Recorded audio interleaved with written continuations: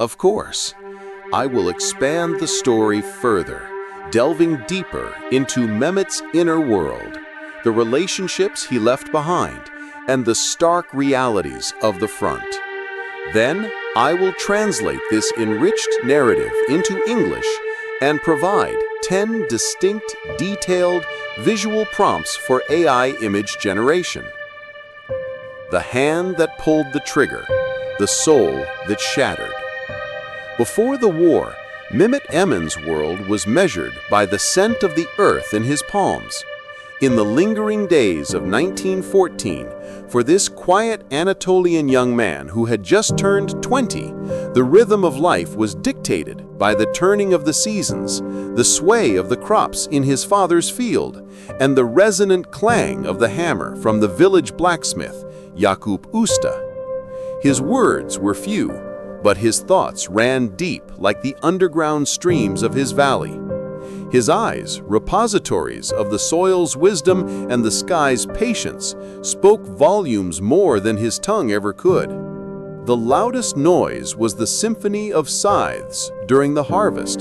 The greatest worry was a rogue hail cloud from the Taurus Mountains, threatening to destroy a year's labor. He belonged to the land, a man of calloused hands and a tranquil soul. He held a silent affection for Zeynep, the baker's daughter, a love expressed only in the briefest of glances exchanged across the village square. It was a dream for after the harvest, a life he planned to build seed by seed. This tranquility was shattered one morning by the gendarme who rode into the village square. The word mobilization echoed with a heavier, more final thud than Master Jakub's hammer. When his father, Ahmet, placed a hand on his shoulder, it felt heavier than ever before. Ahmet, a man who had seen the Balkan Wars, pulled him aside. He said, "A man's duty is to the soil, not to the Sultan's cannons. But a man must also do what he must. Just remember who you are, my son. You are a farmer from this valley, not a killer." The night before he left, Mehmet walked to the stream that bordered his village. In the moonlight that washed over the gurgling water, he chose a single stone, smooth and cool, that fit perfectly in his palm. It was the land, the water, his village, Zeynep's unseen face, and the life he was leaving behind. He slipped it into his pocket. It was his silent vow. He would return. The journey, first by train to Istanbul, then by a ship teeming with a cargo of steel and souls to Çanakkale, methodically erased the world Mehmet knew.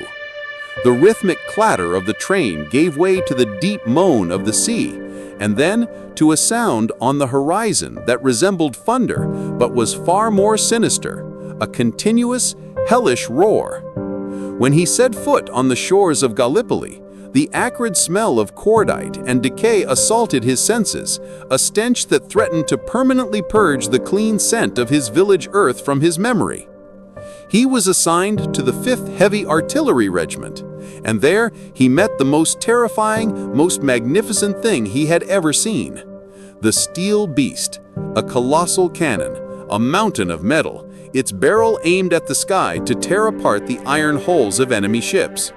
This was no plow, no scythe, no tool that gave life to the soil. This machine was a demon forged for the sole purpose of taking life. As his commander, Captain Yusuf, a man with fire in his eyes and gravel in his voice, explained the cannon's mechanics, the weight of the shells, its devastating range, Mehmet could only nod. He had come to be a disciplined soldier who asked no questions, but a voice inside him, whispering like the stream in his village, questioned everything. This heap of iron? How many fields will it set ablaze? Each of its children? How many homes will they leave fatherless? The first weeks were a descent into a living hell. The trenches were a morass of clinging, grave-scented mud. The air was constantly rent by the shrieking whistle of incoming shells, and the nights were filled with the soft moans of the wounded. This was the place where humanity came to die. In his battery, the men reacted to the horror in different ways. Hassan from Bursa, who helped him load the shells, would let out a triumphant roar with every shot fired.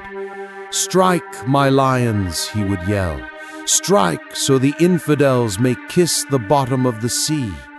For Hassan, this was a war of honor.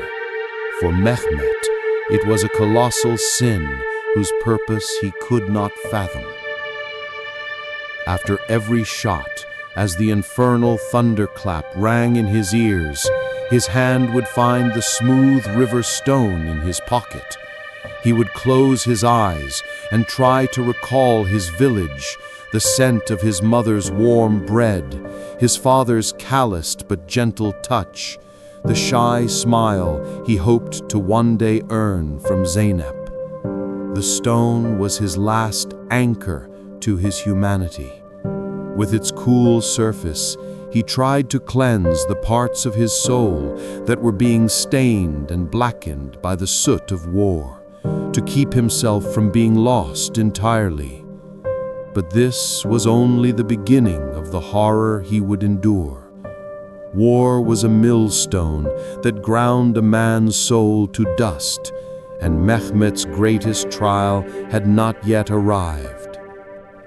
Days bled into weeks, weeks into months. Mehmet became an extension of the steel beast. His muscles grew accustomed to the 100-kilogram shells. His ears developed a dullness to the roar of the explosions. He thought less, acted more, a cog in the great machine of war. One morning, Hassan from Bursa collapsed, his chest torn open by a piece of shrapnel. Mehmet watched the last breath leave his friend's body.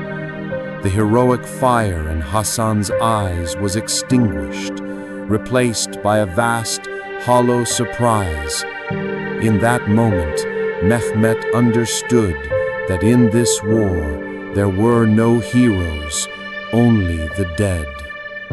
His conscience was suffocating under the smell of gunpowder and the metallic taste of blood. Until that day, the sky had been strangely quiet. A deceptive calm had settled over the trenches after weeks of relentless bombardment. It was then that the voice of the spotter, perched on the highest point, pierced the false silence like a dagger. His voice was a cocktail of excitement and terror. "Captain, a battleship, enemy battleship. It's entering the Gulf. It's a monster." Captain Yusuf vaulted from the trench and grabbed his field glasses. For a moment of silence, a savage glee spread across his face. It was the look of a hunter who had cornered his prey. His eyes scanned the battery and fixed on Mehmet. "Çelik," he bellowed, his voice sharper than any shrapnel. "Do you see that damn thing? That ship will not pass through this strait. The honor of this battery is in your hands. All calculations, all adjustments are yours. Hit it, and send it to history." Mehmet locked on to the target site. What he saw took his breath away. A colossal gray mountain of steel parting the waters with an arrogant pride. Black smoke billowed from its stacks, and the barrels of its cannons gleamed menacingly. In that instant, he didn't see a target as Captain Yusuf did. He saw a floating city, a city inhabited by hundreds, perhaps thousands of men. Men just like him, men who had mothers and fathers in a village somewhere, men who had left loved ones behind, men who were farmers or bakers. His hands began to tremble. For the first time, he felt the full crushing weight of what the firing lanyard in his hand meant. This cord would not just fire a shell. This cord was the rope to a guillotine that would end thousands of lives. His village flashed before his eyes. the bent silhouette of his father in the field, the laughing face of his mother at the well, the children playing by the stream, Zeynep's hopeful eyes. Then the cold gray silhouette of the ship superimposed itself over this vision. What if they also have a village? The voice inside him whispered. What if they, like me, are only following orders? What separates them from me? Only this stretch of water? Fire, Çelik! What are you waiting for? Fire! The captain's roar tore him from his thoughts. A decision to be made in seconds. His homeland or the lives of 1,000 strangers. The pride in his captain's eyes or the incurable wound that would fester in his own soul. He touched the stone in his pocket. It felt as hot as a burning coal.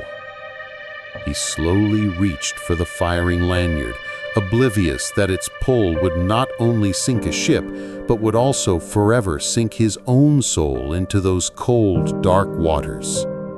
A moment of hesitation, and then he pulled.